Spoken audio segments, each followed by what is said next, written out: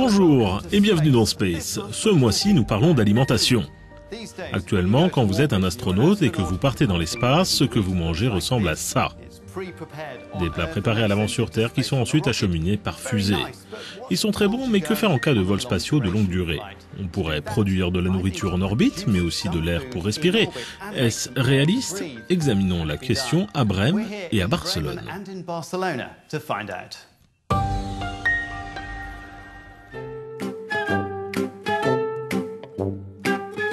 Faire pousser de la nourriture en orbite, c'est complexe, mais c'est possible. En 2003, des cosmonautes russes ont dégusté leur récolte expérimentale de petits pois et en août dernier, des astronautes américains ont pu goûter leur première laitue de l'espace. Mais évidemment, les équipages ont besoin de bien plus pour assurer leur survie. Les chiffres de base qui sont utilisés sont de 5 kg par jour et par astronaute de consommables métaboliques, 1 kg d'oxygène, 1 kg de nourriture déshydratée et 3 kg d'eau qui sont utilisés pour l'eau potable et pour réhydrater la nourriture. Cette expérience menée à Barcelone figure parmi les projets qui visent à couvrir ces besoins.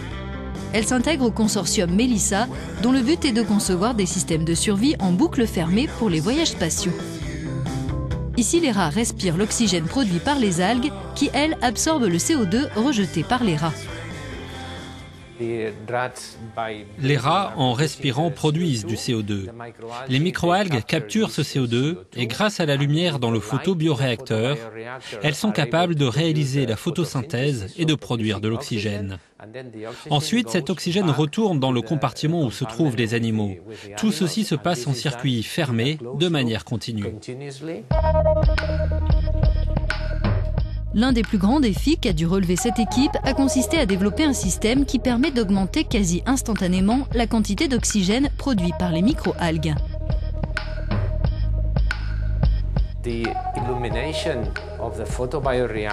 L'éclairage du photobioréacteur est plus ou moins intense, en fonction de la quantité d'oxygène dont les rats ont besoin.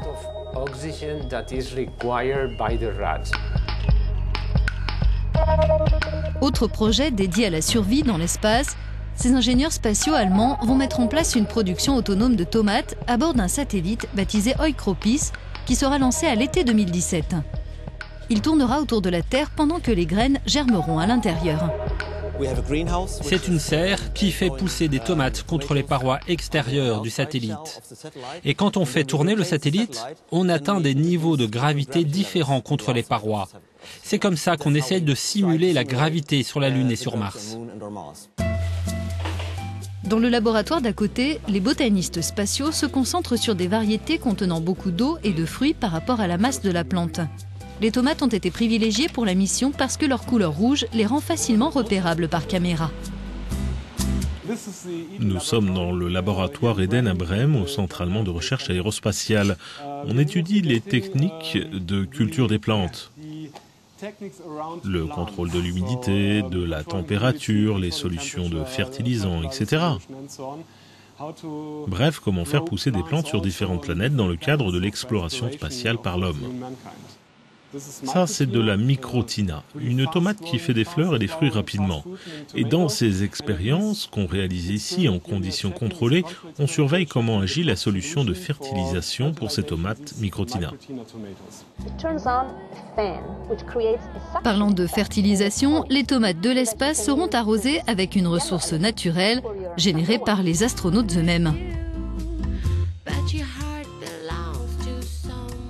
On utilise de l'urine. Donc l'urine, on pourrait dire que c'est comme de l'or jaune pour les plantes quand on veut produire de la nourriture humaine au sein des systèmes fermés sur la Lune et sur Mars.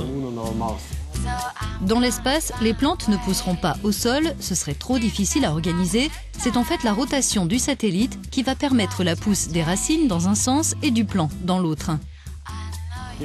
On s'est rendu compte qu'une plante n'avait besoin que de 0,1 G pour reconnaître où est le bas et pour savoir dans quelle direction pousser. Ce sera aussi suffisant sur la Lune et sur Mars. Ici, nous avons différents espaces. Ici, il y a de la tomate microtina. Ici, on a du poivron. Et ici, ce sont des concombres. Vous ne pouvez pas manger celui-là maintenant parce qu'il a été cultivé dans un but scientifique, mais je peux vous dire qu'il a très bon goût. À Barcelone, la prochaine étape pour le consortium Melissa sera de trouver comment recycler les déchets produits par les plantes et les animaux. En attendant, ces scientifiques sont convaincus que les systèmes en boucle fermée sont essentiels pour les vols longue durée. Je pense que c'est faisable. Et je pense que c'est nécessaire. Faire pousser les plantes dans l'espace, c'est nécessaire, ça sera obligatoire, plus la mission dans l'espace sera longue. À partir du moment où on ne pourra pas emmener l'ensemble de la ration alimentaire des astronautes, il faut trouver une façon de pouvoir produire cette nourriture. Il se pourrait qu'un jour, la nourriture de l'espace représente jusqu'à la moitié de ce que mangent les astronautes et que les systèmes pour l'air et l'eau soient encore plus perfectionnés. Des dispositifs indispensables à la réussite d'un premier vol spatial de plusieurs années.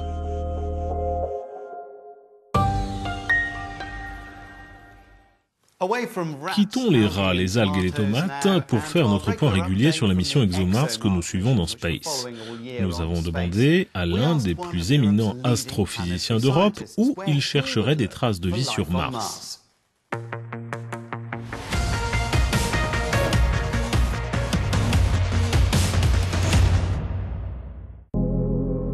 Bonjour, je suis Jean-Pierre Bibring et je suis responsable d'un des instruments qui analyseront les échantillons qui seront collectés par le rover de la mission ExoMars. Avec ExoMars, ce qu'on essaye de savoir, c'est si, tôt dans son histoire, il y a pu y avoir les conditions qui ont permis, sur Mars donc, comme sur Terre vraisemblablement au même moment, à la vie d'émerger à partir de molécules et d'eau qui ont été apportées par ailleurs.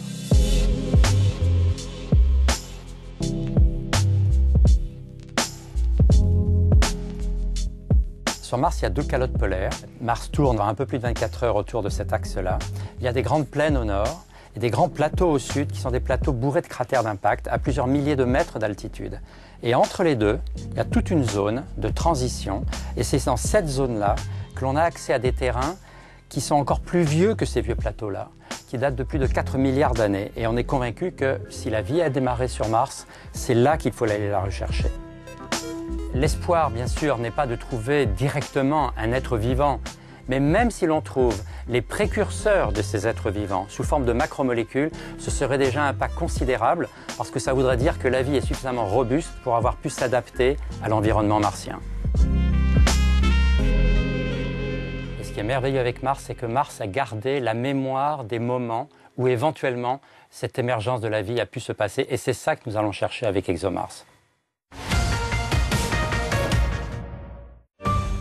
C'est tout pour aujourd'hui, je vais goûter un peu de ce plat pour astronautes. Retrouvez nos autres épisodes de Destination Mars et d'autres infos sur notre site. À bientôt. See you next time.